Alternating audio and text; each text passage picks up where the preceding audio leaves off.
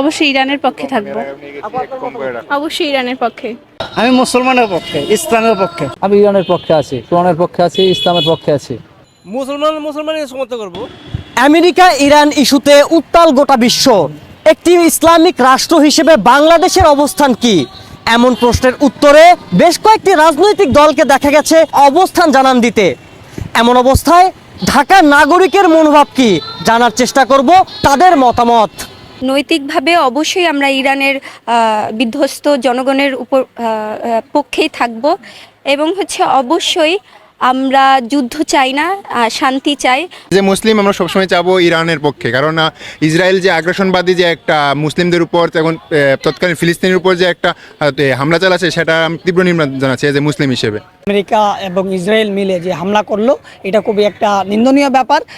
বাংলাদেশ সরকারের পক্ষ থেকে এই ইরানের যে সার্বভৌমত্বের উপর যে আমেরিকা ইসরায়েল যে হামলা হস্তক্ষেপ করলো এবং ওখানকার যে সর্বোচ্চ নেতা আয়াতুল্লাহ খোমেনিকে হত্যা করালো, সেইটার প্রতিবাদ জানানোটা জরুরি। বাংলাদেশ সরকারের উচিত সেই ব্যাপারে স্পষ্ট অবস্থান নিয়ে ইরানের সার্বভৌমত্বের উপর যে হস্তক্ষেপ, সেটার বিরুদ্ধে অবস্থান নেওয়া।